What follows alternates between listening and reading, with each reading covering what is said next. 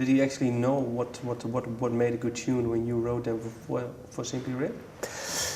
It's a good question, but the thing is, my father wasn't a great communicator. You know, that generation, you know, they don't say things like "I love you," or, you know, after you get past a certain age, there's no more kind of hugs and kisses and stuff. You know, it's just a different thing. So he'd talk about me, I think, with other people, but never talk to me about it. So people would tell me how proud he was, but he'd never tell me. So I've absolutely no idea. Okay. Just a shortcut. You said you were brought up by an auntie, or who did you bring? No, it was a family that lived close by my father, and her name was Nellie.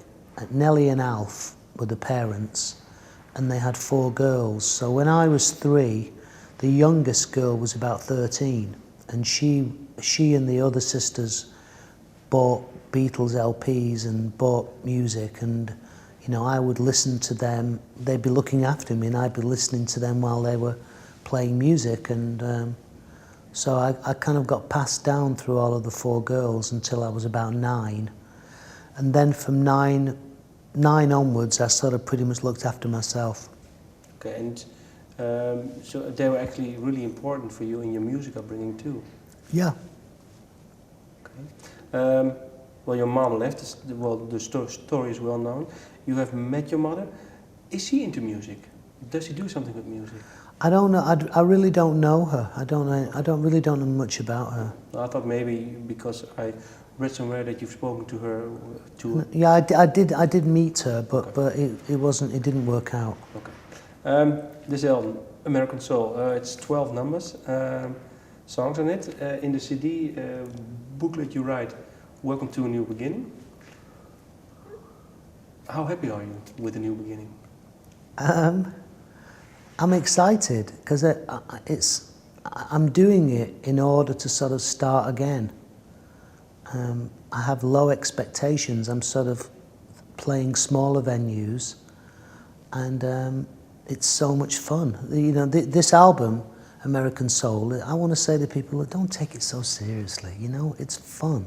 It was made for fun. It was made out of a love of it, and it's not trying to be anything else but good time music, you know. What songs did you pick yourself? Because I read somewhere that, well, most of them you picked yourself, and a few were picked out by what record company or maybe producers. The only one I didn't pick was the Anthony and the Johnsons. My manager chose that one, and I heard it, and I liked the challenge of it. It was so weird. It was a strange singing style, and I just tried to do my interpretation of that style. What's the oldest song that you actually remember from your childhood that you recorded now? Can I just look at the running order? Seems crazy, but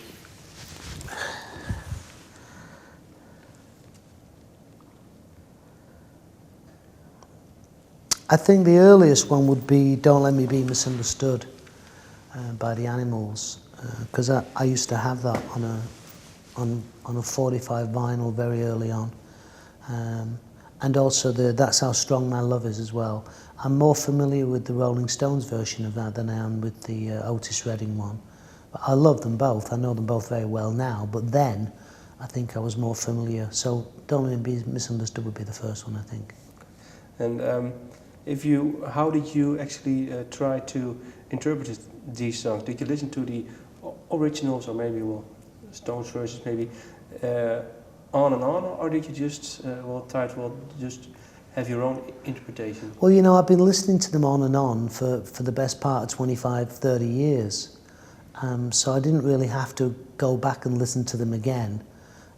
Once the musicians had got the chords, I just sang it. You know, it was like I said, it was fun. It was we sort of the best way to describe it is that we were making 2 albums at the same time.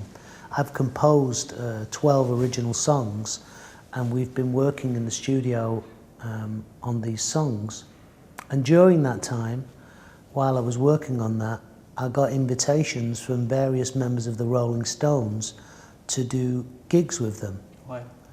Sorry? Why did they ask you? You better ask them. I don't know. But I did a show with Bill Wyman, funnily enough, here in Amsterdam. There's a band called the Rhythm Kings. And I sang a couple of, I think I sang Knock on Wood with him that night, and a song called Reconsider Baby. And then I was asked by Ronnie Wood to stand in for Rod Stewart in the Faces, which was a great gig. I really enjoyed it. And that's when I first started singing I'd Rather Go Blind.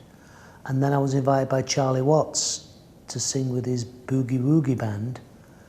And it was all R&B, you know, and I had so much fun doing it that my manager just said, well, why don't you're in the studio, why don't you just record some of these songs, you know? And so we kind of did them as sort of warm-ups, you know, they were as a bit of fun, and that's why this album was finished first, because the songs were already written and it was sort of easy, you know, and so we agreed with Warner Brothers that we would put this album out first, and then the next album will be the album of original songs. When will that be released? When this reaches the end of its sort of life cycle, really. It's there, it's ready to go. Yeah. So we'll just wait and see how long this one sustains us.